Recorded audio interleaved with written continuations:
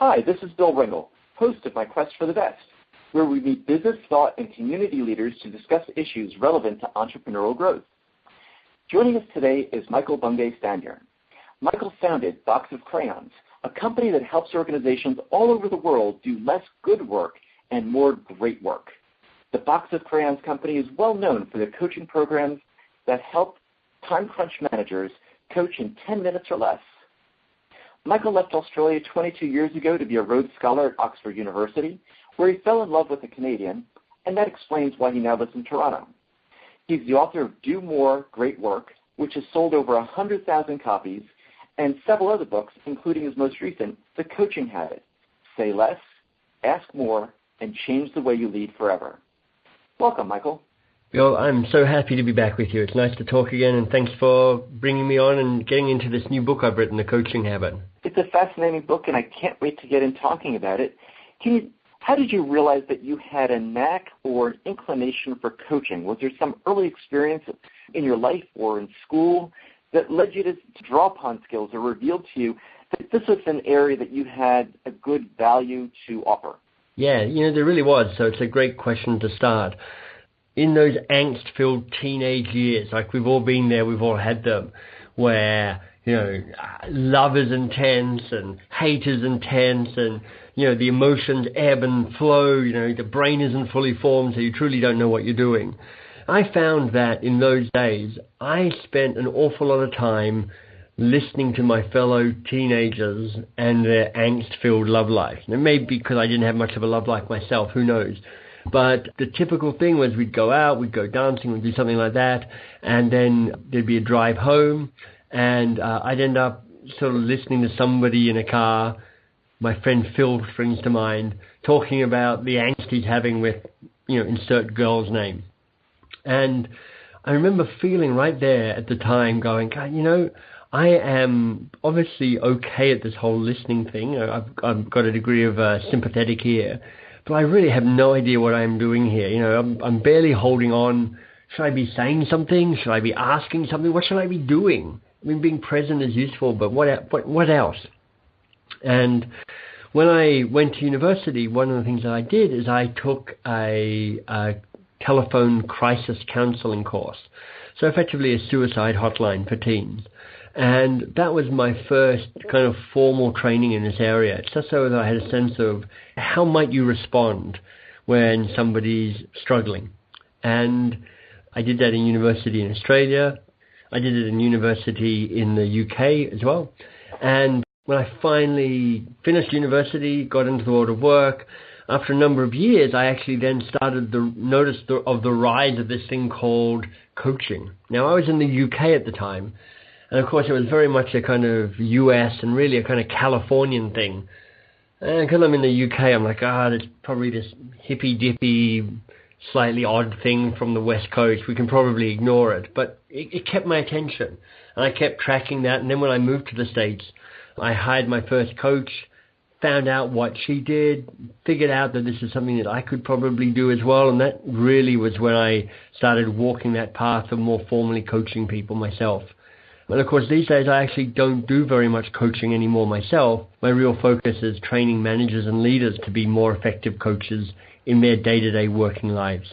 What was it like the first time you worked with a client who said, I want to learn more effective communication skills, and you realized that you needed to introduce them to this body of coaching that could help them get more business results?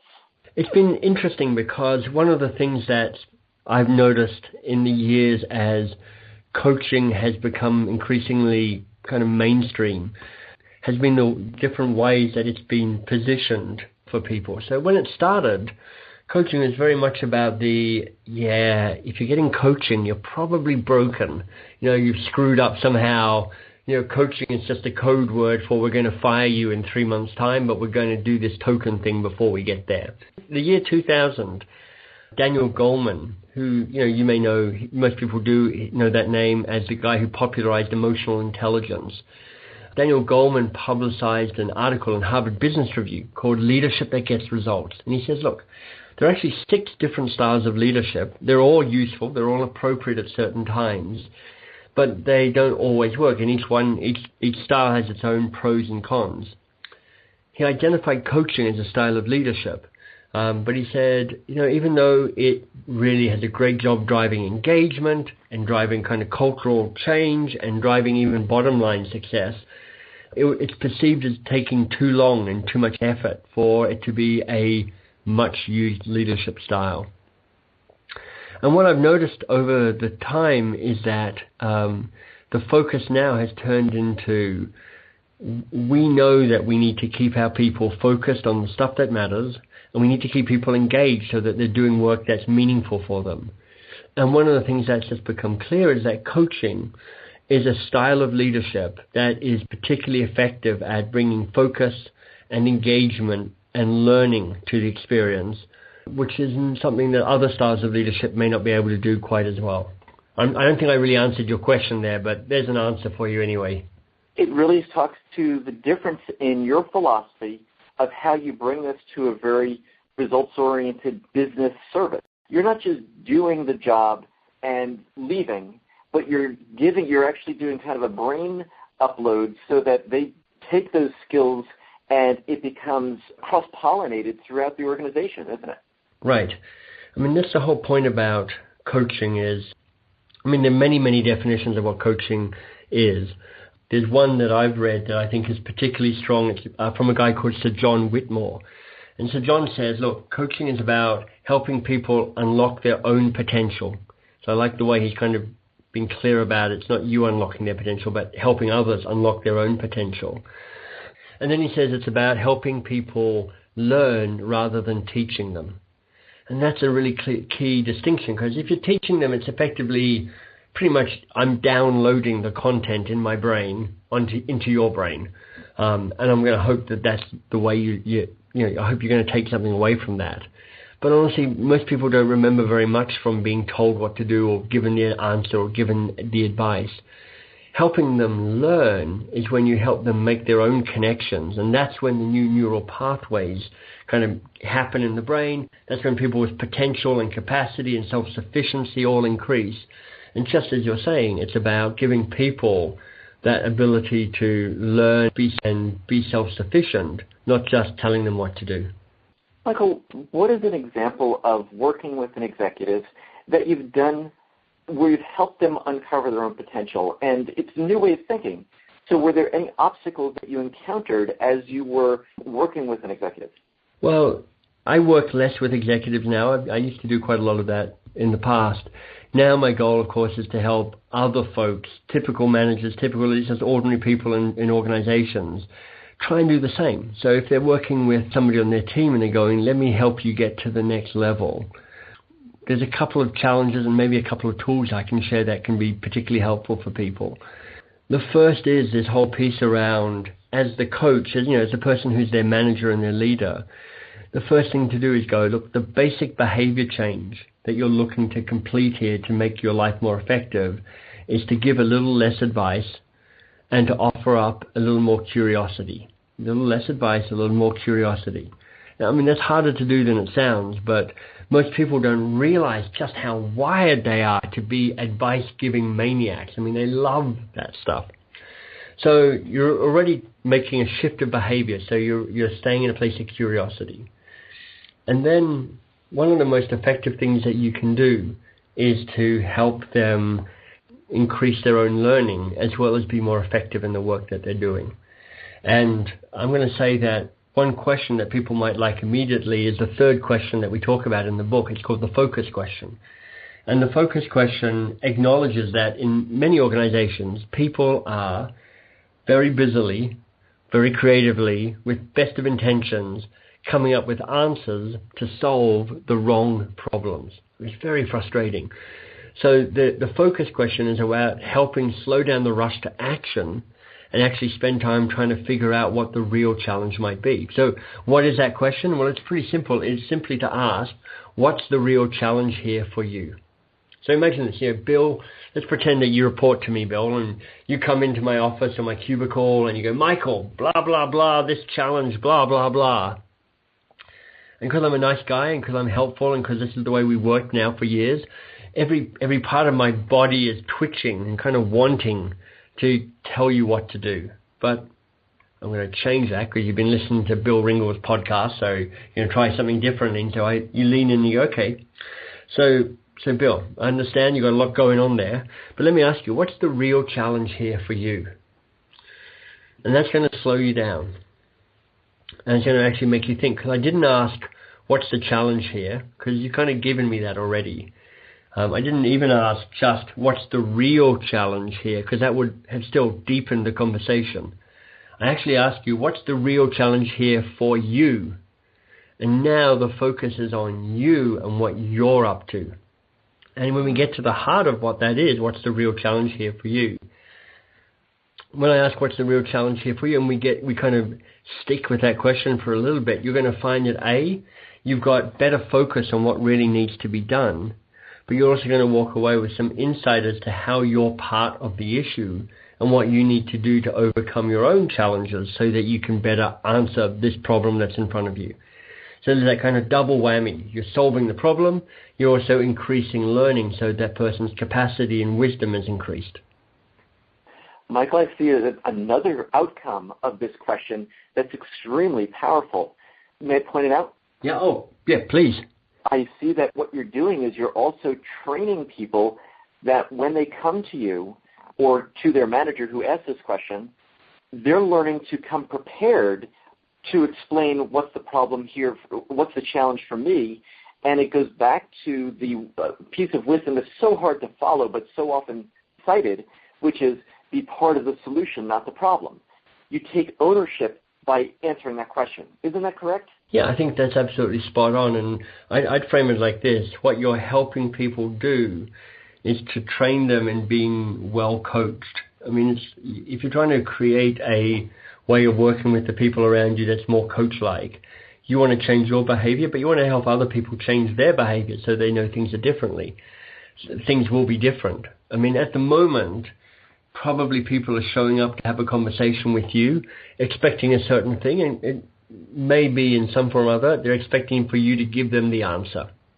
Just have to wait a bit, and we're going to get the answer out of them eventually, so we'll just do that. What you're trying to do is go, look, we're going to be doing things differently around here, so here's what I'm going to be doing, but here's what your role in this is as well. And actually, it's a very sweet thing when actually the person you're working with, understands what's happening as well as you do, because it makes the system even more effective and more efficient. So I think your insight's spot on there, Bill. Can you talk about an example where this was implemented within a company, and this change, I'm sure as part of other changes, transformed the culture? What are some things that you observed in one instance as someone who helped introduce these tools to catalyze the change? Well, I love how you frame that, because effectively what Box of Crayons is these days is it's a training company. We train busy managers so that they can coach in 10 minutes or less, and that's the only focus we have as a company. And we reckon we do that pretty well. But the challenge with training is that it doesn't really work. It's very frustrating for everybody involved, for the learning and development department and organizations, for the participants, for the trainers like me, or the training companies like Box of Crayons. And there are a couple of reasons why it doesn't work. The first is most training programs don't think hard enough about the behavior change that's required. How do you shift from new insights into new actions? How do you help people do things differently when they walk out the door? But the other key place where these things fall short, in my opinion, is that they're often, I would say, non-strategic, meaning there's a kind of ad hoc, let's just throw some training at people and hope that works, as opposed to thinking through, what are we trying to create as a culture around here? How as an organization are we trying to evolve and grow? What's the business imperative that we're looking to deliver against? And knowing that, you then get to construct a program that can help deliver that. One of the areas of focus, one of our bigger clients, is one of the big banks here in Canada. And their business imperative was to strengthen their mid to senior leadership group. Because they're like, our bench strength isn't as strong as it might be. And of course, you can always go out and hire bench strength, And even, well, an additional tool to that is looking at the bench strength you've currently got and going, how do we strengthen that so that they're not just experienced technically, but they're more sophisticated, compassionate, useful leaders. And that's the work we help them do, trying to build that bench strength out so that you had both technical and kind of leadership expertise and good levels at that mid to senior level. You also refer to the awe question, which is something that people who are looking to solve problems quickly and maybe not even the correct problems will skip over because it requires curiosity to ask it. Could you talk about how that fits into the toolbox that you deliver to companies? Yeah, sure. So the awe question, we also call it the best coaching question in the world. It's question number 2 in the book, and it's a beauty. And of course, when I say it's the best coaching question in the world, people get quite excited, and people listening in have got their pen and paper out or their gadgets out there, waiting to write down the question. And it's the awe question in the book because awe is actually an acronym, AWE, for the 3 words that are part of this question. So it's pretty simple, just 3 words, AWE. And that question is, insert drum roll here, it is, and what else? Now, I have this feeling that as soon as I say that, it's slightly anticlimactic for everybody. Everybody goes, oh, really? Oh, really? And what else? That's it? But here's my take on it, Bill. And what else works really well for 2 reasons. The first is, the first answer somebody gives you is never the only answer, and it's rarely the best answer. And one of the things that happens in our busy organizational life is that we get the first answer and we go, brilliant, we've got an answer, carry on, and you charge on down the road. You heard me say that the change of behavior that I'm trying to achieve here is a little less advice giving and a little more curiosity. The other thing we're trying to achieve is a little less rush to action. Just slow down the action a little bit so that when you move more effectively and more efficiently. So that's the first reason why and what else works so well, is it makes you realize that there's always more. It's probably better as well, and that the first answer is rarely the best answer. The second insight here, though, is that and what else is also a really great self-management tool, because where most people go is once they've asked the question and they get the answer, they're into advice-giving, solution-providing, action-generating mode, and that doesn't always work.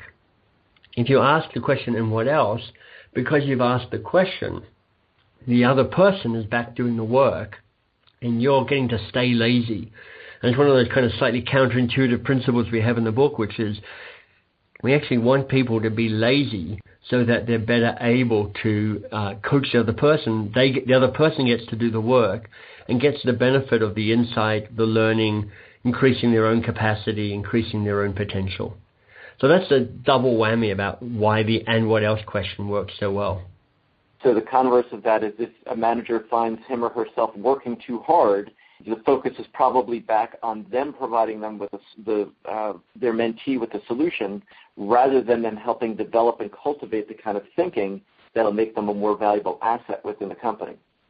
Yeah, exactly. And I love how you put that. It's in some ways that's a nice way to kind of do a little self-management test, which is when you're in a conversation with somebody, every now and then see if you can notice who's doing all the work here. And if you're working hard and the other person isn't, something's gone wrong in the dynamic, and you need to kind of flip it around so that you get to ask the questions and they get to do the work. What are some of the ways that you help people use these tools so that they become second nature? Because you're fighting against years, perhaps decades, of orientation in the old way. And under stress, that's what emerges. So how do you help people be successful with these tools? Yeah, I mean, we do a number of little things in the program to help them with that. But if there's one thing at the very heart of it all, and it's at the heart of the book as well, I mean, it's actually the first chapter in the book, it's about teaching people how to build new habits. Because habits are the building blocks of our behavior. They are the small actions that we're in a groove around that actually determine at least 50% of our waking behavior is purely habitual. So you need to understand how habits work to change your behavior. It's as simple as that. And of course, there's some terrible information out there on the internet about how habits work. I mean, just disastrous. The classic is, if you do it for 21 days, it becomes a habit. Now, I can tell you straight off, that's just completely wrong. Somebody just made that up. But what's good is there's a ton of good information about habit building that's out there in the world. Everything from, Charles Duhigg's book called The Power of Habit, which I think is great. The other one is terrific, is called BJ Fogg. He has a great website called tinyhabits.com, and that's worth taking a look at as well. And in the book, we actually get into a formula. You call it the New Habit Formula. Very simple, but it's a way of helping people understand how to build a habit. And here are the 3 parts. Step number 1 is that you identify what the trigger is. That's kind of the cue, the thing that sets you off. And we identify that by using the phrase, when this happens. When this happens, ... And you identify the situation. So let's say, when this happens, when Bill walks into my office and goes, Michael, how do I do this? Which he does every week. Step 2 is you define the old habit, the thing you want to change, the behavior you want to do differently. So I might go, so when Bill walks into my office and says, Michael, how do I do this? Instead of telling him how to do it, as I always do, I just give him the answer just so he'll leave me alone. And then you get to the 3rd step, and that is when you define the new habit. But what's the twist on this is that you define the new habit so that it takes place, or you can complete it, in a minute or less, 60 seconds or less. And what's lovely is that asking a question always takes less than a minute. So here's how my new habit would sound. When Bill walks into my office, when this happens, Bill walks into my office and says, Michael, how do I do this? I don't know how to do it. Instead of telling Bill, here's how you do it, and I told you this last time and the time before that, but here's how you get it done. Thirdly, the 3rd step, I will say instead, Bill, let me ask you, what's the real challenge here for you? And what's going to happen is I'm going to start going, okay, I've now got a really specific situation, a specific person, and I'm going to build a specific new habit as a response to that, so I don't default back to an old way of working that isn't serving me so well. So that's a long answer, but that's the essence to your question, which is around, so how do you get people to do things differently when they walk out the door or when they read the book? And it's about start by understanding how to build a good new habit. And what has been your experience with people being receptive to that, and also their ability to transfer that, because it's a very straightforward formula or structure? What's been your observation? What kind of reports have people given back to you about using this in the workplace? Yeah, people are delighted that it's so practical and so scientific as to, here's actually the formula for changing your behavior. So it's not kind of mystical. You don't have to go off on a retreat. You don't have to sacrifice a small animal. You don't have to hire a life coach or do anything like that. It's really practical. It feels like this is accessible to anybody. That doesn't make it easy, though. I mean, it's simple, but it's difficult because you're fighting those ingrained habitual. Habitual means non-conscious. You're not even really thinking about it. You're just in default mode. So it's tricky. And that's why, building up other things like having a bigger picture about why you'd change this behavior, so a kind of a vision and outcome, getting accountability, getting support around that, kind of tracking your behavior in some way, so you're kind of checking how you're doing. These are all additional things you can build around habits. That can really help as well.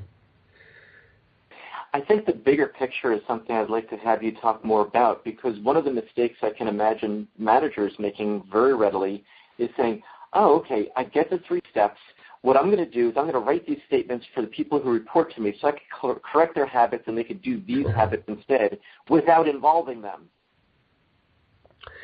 Yeah, I'd say, it's hard enough to write these things for yourself and have them be successful. If you're trying to write it for somebody else, you're really in a hiding to nothing. So, I think you've set this up so everybody listening is going to go, oh, I should avoid that. I think you're quite right. the most powerful thing to do is have people define this for themselves. But that's not to say that you as the manager or the leader can't guide them in that. When they define the situation, get them to define the situation that they most want to change. Which would have the most impact if you did things differently. It's when I'm having this meeting with my boss's boss, or when I'm in this conversation with this person on my team who drives me crazy. Help them identify where the real challenge is to build the habit around. Help them brainstorm around different new habits that they could use. In the book we offer 7 questions, so there may be something there. So there's definitely a role for you to play to support and encourage and help and hold accountable and check in with people. But I wouldn't write their habits for them. That's not a hiding to nothing. Nobody wins from that. What I love is how you really illustrate and dimensionalize how the magic is in the interaction. Right. Yeah, this is, I like how you said that. The magic and the struggle is in the interaction. So when you're being that manager and the leader and you've listened to the podcast or you've read the book and you're like, okay, this feels good, I'm going to pursue this, you will be pulled off course as soon as you get into this because you're like, I just want to go back to telling them what to do, to giving them the advice. But if you've got the discipline and the courage and the willingness to be in service to the people who you lead and influence, then you'll have that greater commitment to be able to, in the moment, be more coach-like, which is where the power lies. And I imagine that there are some cultures that are more ready and receptive to this than others. What are some of the characteristics that someone could use to kind of do a self-diagnostic as to whether this would be an approach that would work particularly well or particularly not so well at this time within their organization? That's a good question. The organizations where I've seen this work best at is where people perhaps a little overwhelmed, but still quite enthusiastic, or at least they're engaged in the work that they do. They want to do well for themselves. They want to do well for their team. They want to do well for their organization, but they're feeling perhaps overwhelmed by the amount of work, or they're feeling disconnected from the kind of the purpose, the why of the work that they're doing. Or they're feeling maybe that they've somehow built a team that's overly dependent on them now. If you've got a culture which is a massively disengaged culture where people have kind of opted out, then this behavior change won't in itself be sufficient to kind of shift things around. But it really flourishes where people are going, look, we're trying to do our best. We're just trying to shift the way that we work around here so we can work less hard but have more impact. That's when this stuff can really thrive, I think. In researching this book, first of all, what was the moment where you realized, what we've been doing really merits a book? What was the epiphany that led you to say, this has to go into a book? It's a longer story, but I actually wrote 4 very bad versions of this book before I got to this really good version of the book. So I'll just say that through kind of sheer hard work and perhaps a dash of stupidity on my side, writing it, then rewriting it, then rewriting it just allowed me to try and get it, pare it down to the essentials of what needed to be done. And of course, it's also deeply informed by our training programs, which are really have as its insight that coaching is just a foundational skill. Whether your organization's in tough times or is flourishing, whether it's big or whether it's small, coaching can drive resilience and focus and impact and engagement. So I was just going, how do I make coaching something that's a tool that any manager can pick up and go, that's not too weird, that's not too peculiar, I can probably do that, and here's the easy way for me to do that. So, Michael, is what you're saying is that the first version of the book wasn't always the best answer to the question of how do I make this? I like where you're going with that. Exactly. You're actually right. Yeah, it wasn't even close to being the best answer. In fact, it was a lousy. The saying, all first drafts are shit. Unfortunately, the second, third, and fifth drafts of this were pretty mediocre. So it's nice to have finally got to this place where I'm like, now we've actually cracked it. This is now a really good book, I think. And was there input or perspective or something that added to the mix that helped you get to that breakthrough level? Or was it simply just keeping at it and the persistence? Well, ironically, I guess, or perhaps perfectly, it was hiring an editor.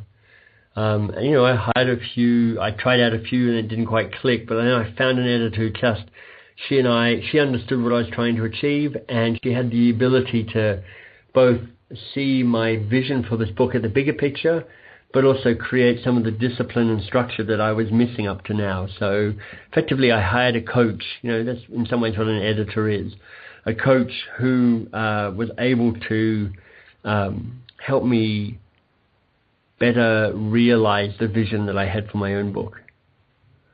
You hired a coach to help you with your book the way others hire a coach to help them with their business. Right, exactly. And, it's interesting. I mean, in coaching and in the book we're talking, we put such a lot of emphasis really on asking questions. But there's a place for giving advice. There's a place for expertise. I'm not saying never give anybody any advice ever again. I'm just saying slow down the rush to advice until you really know what the challenge is. And that's what Catherine, my editor, did. She was curious long before she started giving me advice around how to change what I'd written. She really got to the heart of what I was trying to achieve, what tone I wanted, what outcome I wanted, and then allowed her to then offer up advice that was perfect. So to the managers who are listening, I think there's a lesson in there about when you're curious, how does that affect someone's ability to influence the person who they're interacting with? Here's the key thing. It made it clear that she was on my side. She was there to serve me, not just to bully me. And, I'd worked with editors before, and it was honestly a bit of, in some of my previous books, and it was a bit, confrontational isn't quite the right word, but it's kind of their agenda versus my agenda. We think your book should be like this. I think my book should be like that. And we kind of have a little bit of argy-bargy to get that kind of clear and sorted out. With Catherine, because she stayed curious, because she was a good listener, because she asked great questions, it never occurred to me to think that she wasn't trying to create the book that I wanted. So that's another part of it, which is around, the irony is you give advice going, I'm trying to help you here, but often advice creates resistance to the very help that you're offering. That's right. Rather than, it really creates a breakdown in trust and influence when you go for authority first, rather than truly looking to understand the problem as your first step. I mean, there's a writer in this field of leadership, a guy called Edgar Schein, and he's mostly retired now. He's best known for his work on corporate culture, but his last couple of books were actually on the act of helping. And in his book called Helping, he talks about this paradox of help, which is the more you try and thrust help upon people, the more you create resistance to the very help you're trying to offer up. Well put. What was another surprise that you encountered in doing your research for the book? Because I'm sure as you dug down, you were working on certain assumptions and certain theories, and as you uncovered the research, it cast a different light on the experiences you had, and you said, oh my gosh, we've got to change something drastically. Well, I guess, one of the things that I did, because we've been teaching these questions in various formats for some years now, so the questions and the content itself has been kind of well tested with real people and real situations, so we know that it's robust and that it works. But I wanted to bring to it more than just anecdotal success and field success. I wanted to see if there was some scientific background to that as well. So one of the things that I think was cool that we did is that for each of the questions, I hired a researcher, in fact, the same researcher who worked with Adam Grant on his terrific book called Give and Take. And Lindsay actually got into each question and kind of uncovered some of the science behind why each of these questions works.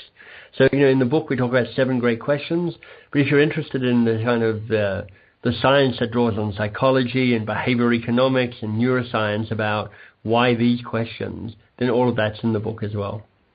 Was there one point where you remember reading the research and it was just a thunderbolt of illumination for yourself, that there was scientific backing to something that you had been doing or something that had been working? I wish I could say, yeah, exactly, and here's the piece of science that changed everything. But really, I'm not sure I had a moment like that. But one of the things that I did love is that she had this ability to uncover some fairly quirky stuff. And there was this one moment, there's in the world of life coaching, which I don't spend a lot of time in these days, there's something called the miracle question. And the miracle question, which actually has its origin in solution-based therapy, the question is, let's say you go to bed tonight, and while you're sleeping, a miracle happens. And when you get up in the morning, things are fantastic. Things have really improved. But how would you know that? How would you know what things have improved? And people then get to kind of articulate a better life, a better day, a better experience. And what was interesting was the power of helping people imagine that, and imagine, it's like, don't imagine it being 10% better. Imagine it being kind of 10x better. That was an extremely powerful way to move people out of feeling stuck and in some cases out of kind of a state of depression. And what I loved about it was this question, and I thought it's a bit of a lightweight question from life coaching, actually has a kind of a robust pedigree from the world of therapy. And, we don't offer that up as one of the questions in the book, but we do connect it to one of the foundation questions there, question number 4, which is simply, what do you want? Because that's such a powerful question in terms of getting people to get to the heart of what the real hunger is for them. And once people are clear on what they want, that's actually a strong foundation for some really interesting action. Can you talk a little bit about the lazy question that you refer to in the book? Yeah. And, it's a bit of a paradox of a title, because the question is, how can I help? And when people hear that, they go, that doesn't sound like a lazy question at all. That sounds like it's more work for me. But here's what we're uncovering here. Often when somebody comes in to ask you for something or just starts talking at you, you kind of go, I think I know what they want, and you start providing it for them, whether they really want it or not. And by asking the lazy question, how can I help, or what do you want from me, as a kind of a slightly blunter version, what that does is it actually forces them to make an explicit request rather than an implied request.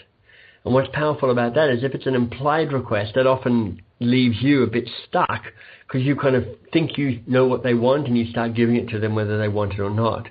By making an explicit request, you then get to say yes or no or maybe to the response, so that you can actually be more at choice as to what exactly you do for that person.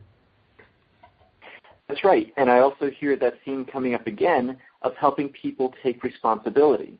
Because if I come to you, Michael, and I say, Michael, I really want to borrow the company flatbed because my brother-in-law is moving and we need that.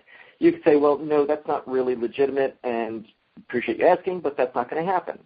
Versus, say, would it be okay if I kept that flatbed over the weekend, which is an indirect, implied idea that we're going to do something with it, but it really doesn't responsibility for their making. Yeah, exactly. So much of this is, again, slowing down the rush to action, just being able to be a little clearer about what the real challenge is, what the real issue is on the table, and then being able to be a little more mindful about what your response might be. Michael, since you've studied habits and you've helped coach people to develop great habits, what are a couple of the habits that you use on a daily basis to run your company and serve others? Well, I have to tell you that, because part of what I do is facilitate and lead training sessions or keynote speeches and whatever, I have a habit that is how I respond to when a question is asked of me. Obviously not in a podcast interview like this, but in general. When somebody goes, Michael, sticks up their hand, here's my very specific habit in response to that. Because obviously, as soon as somebody goes, how do I do this? Part of me is desperate to answer that, to prove that how smart I am. But instead of doing that, what I tend to do is this. I go, that's a great question. Thanks for asking it. And I do have some thoughts on how to tackle that. But before I tell you my thoughts, what are your first thoughts on how you deal with that? And then, I nod my head and look interested to whatever their answer is, because they've always got an answer. And then I go, great, and what else? What else could you do? And what else could you do? And then I'll think about adding something at the end of that. So it's just a very simple habit, but it's a way of managing my own knee-jerk response to move to action. To say, when somebody asks me a question, I go, great question, glad you asked it. I've got some thoughts, I'll share them with you. But what are your first thoughts about that? And that works well when I'm managing my team, when I'm running a training session, when I'm giving a keynote. All of that can be really powerful. Does anything else come to mind? Another habit? Well, I think probably the other one, and this draws on the foundation question, is when I find myself frustrated or annoyed or irritated or sad or discombobulated or something kind of slightly off the rails. The thing that I find gets me back on track fastest is sitting down and just reflecting on what do I want? What do I want here? Because what it means is somehow I haven't got what I want, so I haven't made clear what I want, or I haven't made clear the price of not giving me what I want. But often it's because I haven't actually got clear in my own mind what I want. And once I get clear on what I want, then things become possible in terms of me being able to ask for that, or me being able to understand what my next action should be in this situation. Well, Michael, you've been so generous in sharing ideas that you've gained from not only writing the book, but interacting with clients, helping us understand more about looking out from becoming an advice-giving maniac, learning how to help busy managers in 10 minutes or less, which is an extremely effective approach in this very compressed and demanding work world that we're in, helping people focus less on advice giving and less of a rush to action so that we reflect on what really needs to be done and we align our resources in that direction, and emphasizing how the importance of small habits because they dictate 50% or more of our waking behavior. So, Michael, thank you so much for sharing with us on My Quest for the Best. My pleasure. It's lovely to be back with you. So thanks for having me along.